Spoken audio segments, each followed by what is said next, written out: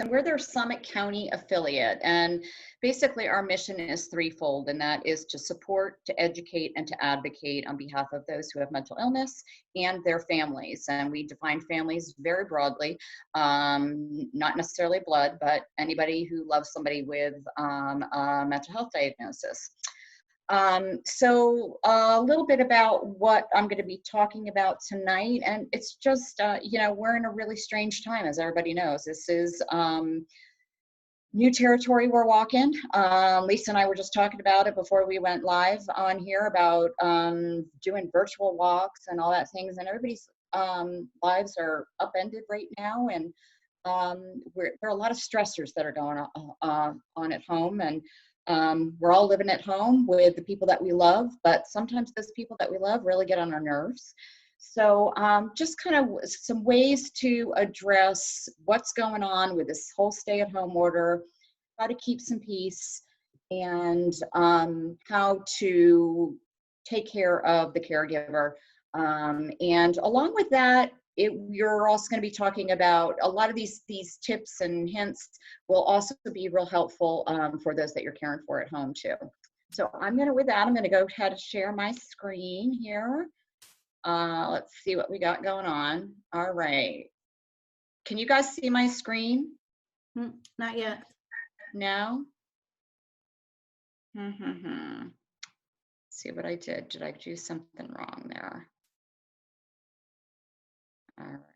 Let's try this again. Here we go. All right, now I got it. All right, now can you see it? Yes. All right, super. I'm gonna blow this up a little bit. Okay, there we go. So one of our big mottos at NAMI, and you'll hear this, we're actually getting into Mental Health Month. Lisa and I were just talking about that earlier too. May is Mental Health Month, and we have dedicated an entire campaign for May. But our tagline all along with NAMI for the last several years has been, "You are not alone." And we also want to let people know that they're not alone during this whole, as much as you feel alone, you're not alone in this whole coronavirus stay-at-home order where physical distancing, not social distancing, hopefully, but physical distancing. And so we're just going to talk about a few things, managing how you're consuming information, because a lot of overwhelming feelings can come from absorbing too much information all at once, or really, really getting involved in heavily researching what's going on and getting all kinds of conflicting information. We'll talk a little bit about that. Following healthy routines as much as we possibly can, taking care of ourselves, taking care of the caregiver, practicing relaxation, relaxing in the moment, not just, putting together your 15 minutes at the end of the day or beginning of the day or the middle of the day, but just practicing where you are right in the moment, doing some meaningful things with your free time, and staying connected with others. Again, physical distancing, not social distancing.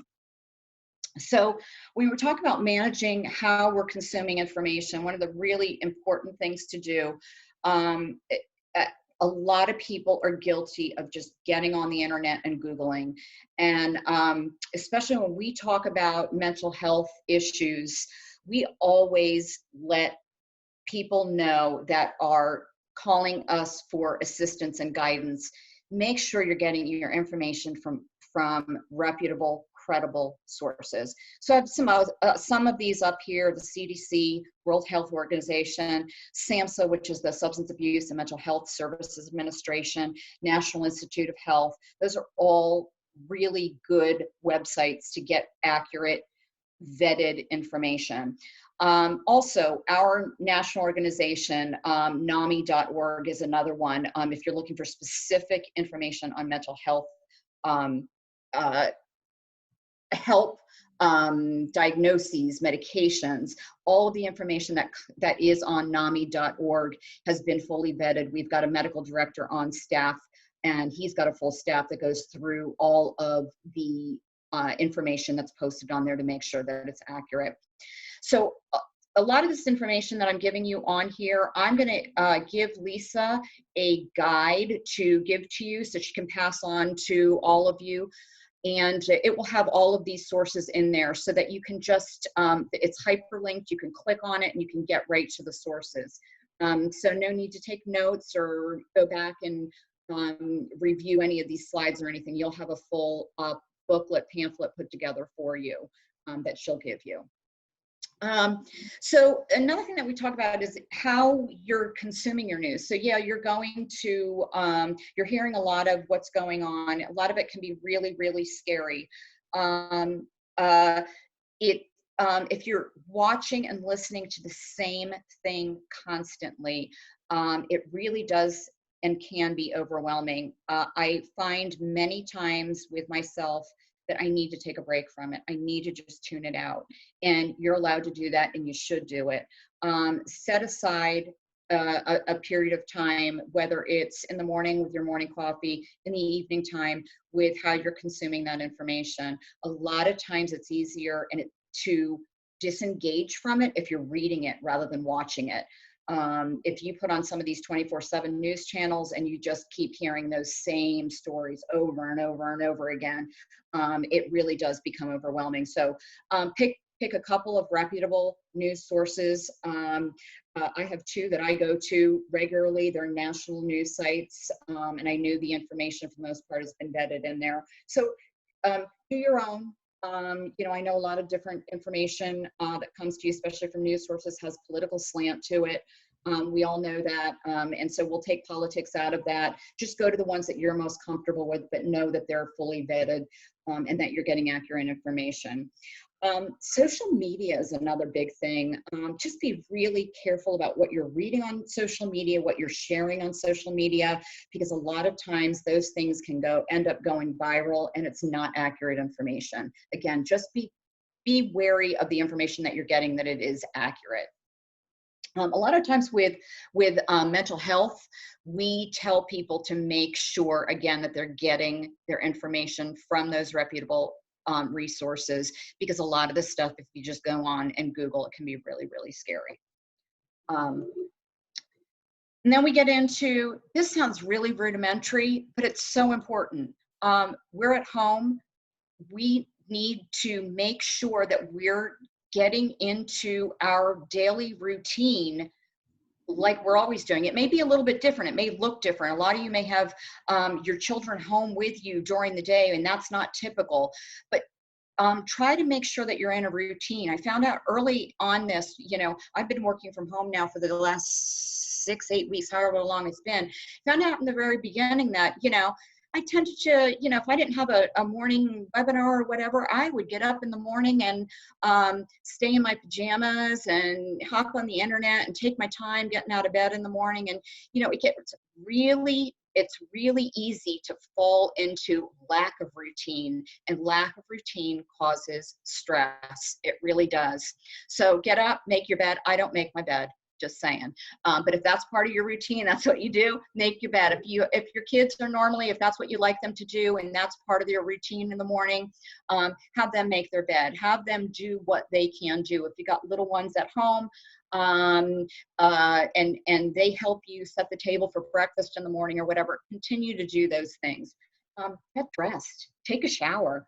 Big thing. Again, it sounds so rudimentary, but it is so helpful for your mental health. It is so important. There were days, again, early on that I'm like, wow, I don't think I took a shower today.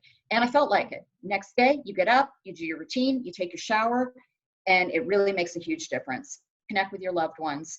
Go to those go-to people that you go to, whether you're living with them physically. I've got a couple of close girlfriends, and my close girlfriends, we've never been physically close because they live out of state, but we keep in touch with our phone calls. We usually don't even do the FaceTime type thing or the Zoom type thing. Just hearing their voices gives me calm. Moving your body, getting some exercise, taking breaks while you're working from home. I don't know everybody's routine, so it's kind of hard for me to, unless you're one-on-one, to talk to people about, what your daily routine is. But physical activity is so important, whether it's just getting out and taking a walk, or if you happen happen to have some exercise equipment in your basement or whatever. Prioritizing sleep. Sometimes sleep is really hard to come by, but make that bedtime routine your normal routine too. If it's reading the kids a story at night before they go to bed, putting them to bed at the same time every night, rather than, hey, they're being schooled through video at home. They don't need to get on the video until 10 o'clock in the morning so they can stay up later. Don't do that. Keep it regular. And I say don't do that. I shouldn't tell people what to do. I don't like to do that. But try to keep those routines in place. And of course, nutritious eating. It real easy to turn to junk food at this time too. My husband does all my grocery shopping here at the house. And so I said to him just a couple of weeks ago, you know what, make sure that you're getting fruits and vegetables and good stuff. We've got a lot of junk food at home, and that's what we go to quickly rather than the fruits and the vegetables. And that's really important too, keeping that nutrition up and healthy. So again, but just following those routines as much as possible. Getting into exercise and movement. We don't need to get too far into the weeds on this, but however you're used to getting your physical exercise, whether it's walking, running, doing yoga. Now, things may have changed. We all know that the gyms are closed now, and sometimes it's just hard to get away when everybody is at home with you and you're taking care of your kiddos at home and everybody else's needs. But it's important that you can get some exercise. For me, I tend to go to the cardiovascular route. I'm a runner. Not a big time runner. I'm not a marathon runner, but I get in my few miles several times a week, and it's really, really helpful for my mental health. I notice when I'm not doing it. For some people, it's yoga. For some people, it's meditating. My daughter, since the gym has been closed, my daughter's actually on a Air Force Base down in Little Rock, Arkansas, which is where my son-in-law is stationed. And their gyms are closed down there. I thought for sure, the military, everything will stay open on base, but it's not, it's closed. And she's gone to doing YouTube yoga and Pilates. She said to me, she called me a few weeks ago, she goes, Mom, I've been exercising every day. I've been doing Pilates. And she's been trying to keep in tune with that. She doesn't have equipment at home. She just tunes into these YouTube videos and does her Pilates. One of the things, definitely the cardio, that the high impact exercises, which is that HIIT thing, whatever that stands for, that interval training. A lot of people do that. So yeah, find your thing, hopefully, and hopefully you already had a thing before this, but find your thing and do it. Even dancing, you can dance along with the kids, turn some music on and do that. A lot of people talk about meditating and relaxing, and you can get in the tub and run a bath and do whatever, but there are a lot of different avenues out there to do this relaxing in the moment. Mindfulness is what it's called, and getting some tips on that through the internet. You can find some great resources on there, and the next slide I'm going to give you some apps that you can put on your phone for meditating. But basically it has to do with being in the moment, grounding yourself. If any of you have ever had anxiety, one of these grounding exercises is getting in tune with the sights and the sounds and the smells and the sensations around you that take you out of that anxiety, that spell of anxiety that you happen to be in, that panic attack that you're about to enter into, or you are into. It's called grounding. And another one is tapping. So if any of you, by the way, I'm not a clinician. I think I should have shared that with you ahead of time, but I am not a clinician.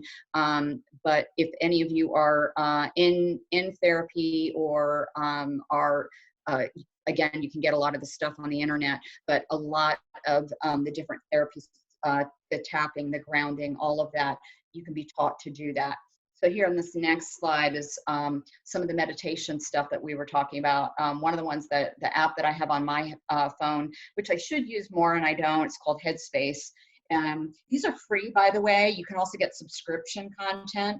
Calm, Simple Habit, Into Mind, and Liberate. Those are all apps that you can put on your phone, and they're relaxation apps, help you out with that. Another thing is controlled breathing. If any of you have ever taken a relaxation course or you've done yoga, is that controlled breathing, teaching yourself how to breathe. Diaphragmatic breathing exercises, box breathing, and that's what this next one is here.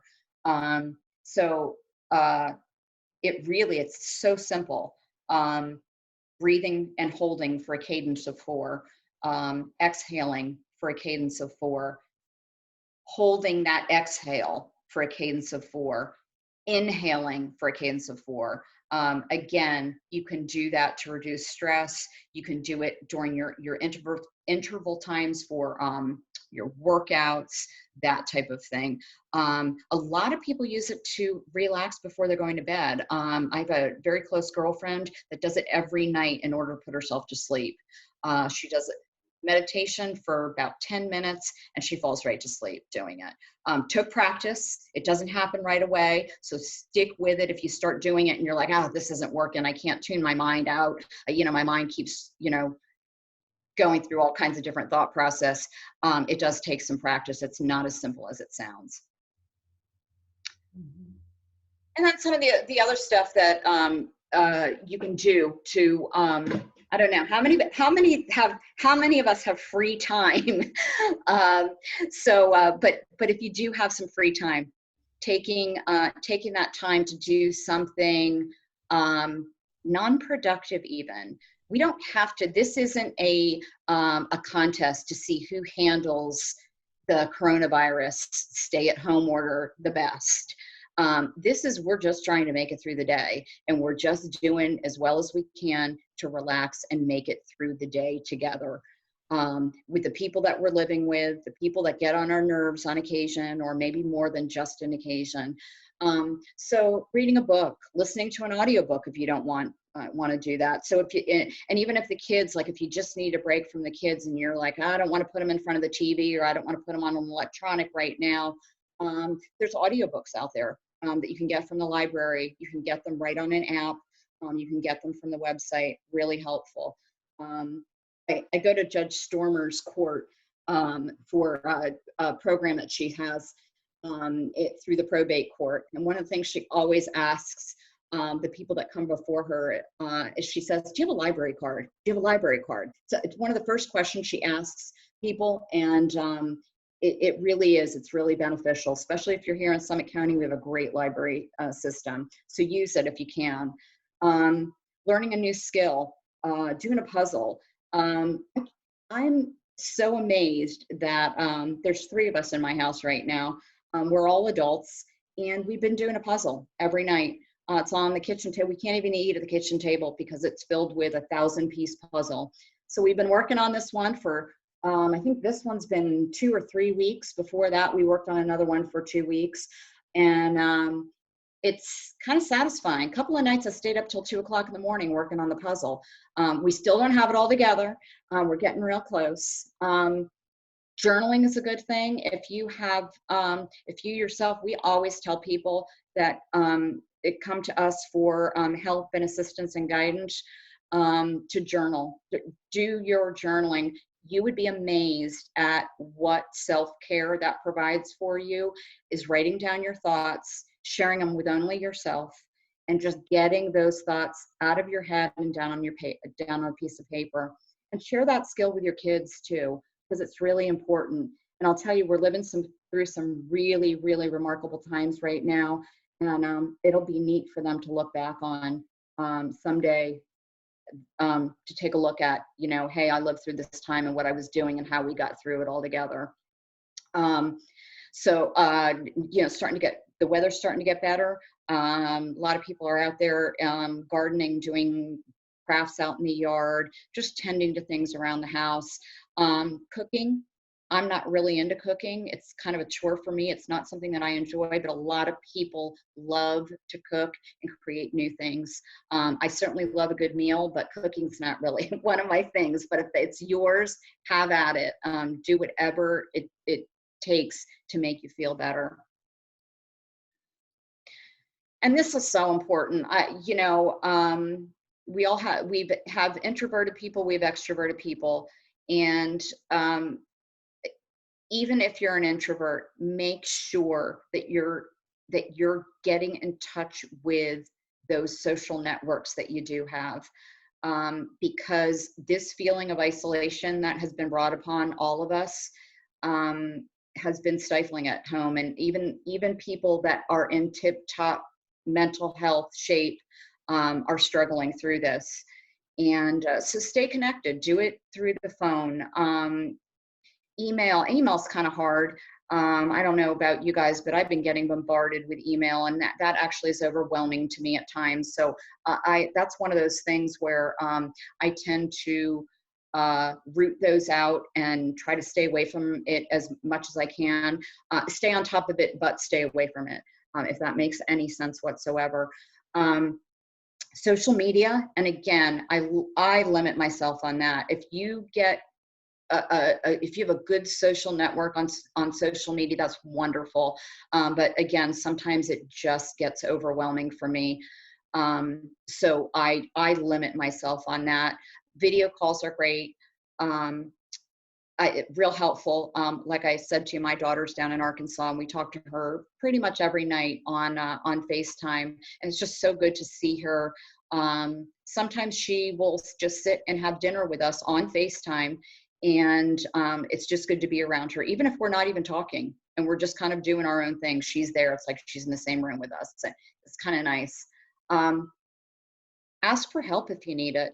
That's a huge, huge thing. Many people do not want to or think that they're going to be a burden if they're asking for help. Don't. If you need help, reach out. You've got a network. You certainly have it with the Autism Society of Greater Akron.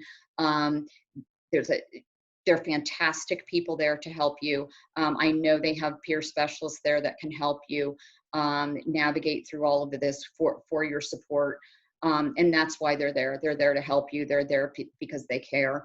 And check in on other people too. That's really important as well. There are some people that are not going to make those phone calls, and it's helpful to just make sure that they're there. I have parents that live a couple of states away. I have a mother-in-law who lives a couple of states away, and we always make sure that we check in, make sure that they're okay, they're doing okay, and it's the highlight of their day when they hear our voices. And then if you are getting overwhelmed with this whole coronavirus and COVID-19 and inundated with information, let people know that when you're talking to them, hey, let's spend a couple of minutes on this, but can we move on to something else? Because if you're trying to get out of that whole rut and that whole thinking process, then that's just something that you need to do. And I think most people will really respect that.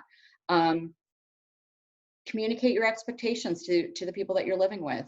I know I tend to like order in my house, and I'm living with two men who kind of don't necessarily think that that's really important for them right now.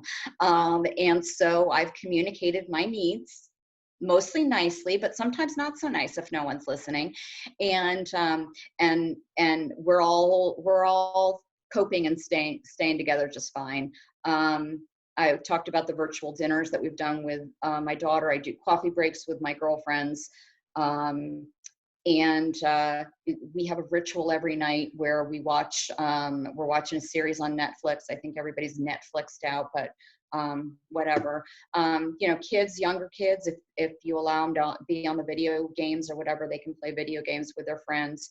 And just some helpful ideas, hopefully.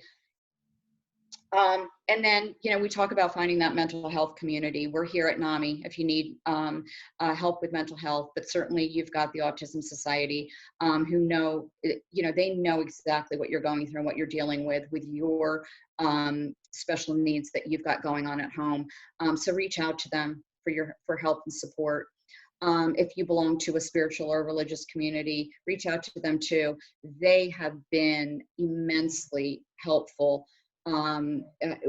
NAMI has gotten involved with the Interfaith Council here in Summit County in the Greater Akron area, and they have just been, you call out for a need and they are right there, whether you need masks or some kind of PPE or something along those lines. They're out there and they're doing their spiritual services. They're offering all kinds of webinars going on now. So reach out to them if you need some help with them. And there are all kinds of free online support groups as well. Again, in that resource guide that I'm going to give to Lisa to pass on to all of you, you'll find some others in there. But if you need some mental health support or need some guidance as to where to turn for mental health services, let us know. All of our providers in Summit County have gone to telehealth, so everybody's still working. They're still out there. They're doing their therapy sessions just like we're doing now on the Zoom conference, using their own special platforms, but which is confidential, but it's just, well, it's sort of like being there because you're on your face-to-face time with them, and it really is useful. If we had to be going through this, we are really, really fortunate that we're living through it with the kind of technology that we have, because if you just think about having to go through this and not having the telephone and not having video cameras and video chats and being able to conduct a business even to some extent, to be able to do that through these resources. I don't know, just trying to look for the silver lining and things. So we're very fortunate to be living through this time with some really great technology. So that's all I have for you. Just again, some helpful hints, but I can certainly answer any questions that you have. Again, I'm going to give you some resources as I alluded to before. And let me see, how do I get out of this now, Lisa? I'm screen sharing. You can just leave it up there if you Oh, want. okay, perfect. Okay, good. I did have one person ask the question, where are you going to give some of the resources? And so to that person, yes, Leslie will send those to me, and I will post those along with this recorded webinar on the website. So Leslie, I have to be really honest with you. Everything that you talked about hit just about everything that was on the list that I kind of gave you when we were originally talking about what this would look like. And you talked about some of the things that we can do, like taking walks and doing yoga. And I just want to remind our watchers that we do have yoga twice a week, once on Monday and once on Thursday with Nicole, and it's on Facebook Live. And so we also have our Take a Break program where you can try to get some respite. I know that's really hard for some of our families right now to do. Because the providers are not working in some areas. But the Take a Break program gives you a gift card for Walmart or Giant Eagle, so you can maybe get some food support in that manner. And it also pays for a caregiver of your choice. So it can be your grandma, it can be, big sister, it can be the neighbor down the street who can watch your individuals for up to 3 hours, and then we will pay that caregiver for you. So we have a form then that you can submit for that. So Leslie, I think one question here is that if you do, it's a little bit hard, I think now for us, since we are virtual, to kind of gauge how people are feeling. So do you have any signs that might, even in this virtual world that we're living in, that might clue a person into that maybe somebody isn't really telling the whole truth about how they're feeling? Is there a way to recognize that in any way? I'm probably asking for a crystal ball here, but no, you know what, Lisa, no, you're really not. And I would say it is hard when you're not face to face with a person, but if you a lot of the signs and symptoms are still going to be the same. If you are in touch with let's just say Sally, and you haven't, and normally your contact with Sally is, you know, a couple of times a week, you get a phone call or you get a quick text from them, and you kind of think, you know, hey, Sally's kind of dropped off. Pick up the phone and give her a call and see what's going on, and you can and you can always ask, and you can gauge, is Sally her, her typical normal self? And of course, we're not all of our typical normal selves right now, but there are people that are struggling more than others.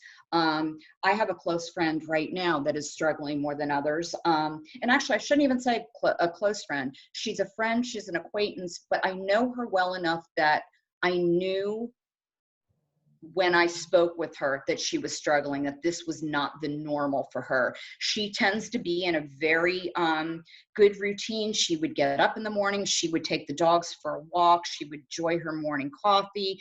You know, she'd get to her office. She was only working part-time, so she had free time, but when she was free time, she was a very social person. And I noticed some slacking off in all of those areas. I noticed I wasn't getting, she's on social media a lot. I noticed not a lot of posts on social media. I noticed that when she was posting on social media, she wasn't posting those, you know, picturesque pictures of her walk that she was. So I reached out to her and I said, are you doing okay? And you know what? She said, no, I'm not actually. I'm not doing well. I'm struggling. And, you know, she understands, you know, this is in my mental health community. So she understands the meaning of mental health and self-care and all that. And we talked about it and I gave some suggestions. And that was just 2 days ago. I will check in on her again tomorrow. And I'm not hounding her, but I'm going to check in on her regularly and make sure that she's getting the help that she needs, because she tends to be more social than what she's being now. So yeah, so all of those signs and symptoms, I hope that wasn't a long-winded way of telling you. It's when you're not enjoying and engaging in those activities that you normally like to do. I hear you. We're out of, even though You're we're out not of sync. Yeah. I mean, she was very truthful for me. She said, no, she said, my sleep's off, my eating has been off. Those are all signs and indicators, whether you're living with somebody or you know somebody well enough to know that, hey, this isn't the norm for them. So yes, those are all concerns. If they, if you are facing that type of situation, you can ask them straight out, are you okay? If they say no, if you start seeing really signs and symptoms of a dark place, if they're tuning you out, if they're not responding to you at all, it is a misnomer to ask somebody if they are thinking about taking their life or harming themselves, that it's going to give them some kind of idea. It is a very legitimate question. We ask it all the time when people call us when they're in distress. Are you thinking of harming yourself? And I promise you, they will be truthful with you if they're thinking. If they're looking for it, if they're seeking out help, they're going to be truthful. All of our emergency systems are still in place. So we still have psychiatric emergency services. They're still up and operational. You can go there 24/7 to get psychiatric help. All of our agencies are doing telehealth. You can also go in for an appointment for an assessment, but most of them are also doing I shouldn't say most of them, all of them are doing telehealth. Right. All of our services are still out there and they're still open. Gotcha. There's still help there. Well, I think that probably is the end of our questions, but I have to tell you again, I think this is a great reminder as well for everyone. I know we heard a lot of what we talked about tonight when we first went into this, but I'm not so sure, you know, that everyone heard at that moment. And now we're kind of going through a second wave of it, with looking to find out how the state is going to reopen and what does the summer hold for us and those types of things. And so I would encourage us to revisit these things and continue to make sure that we're taking care of ourselves and watching others, like you're saying, and know that NAMI and the Autism Society are here for all of you. So Leslie, thank you so much. And we will hopefully see all of you again next Thursday for our next bite-sized discussion. Great. Thank you so much for having me. I appreciate it. Take Have a care. good night, everyone. You Bye-bye too. now. Bye-bye.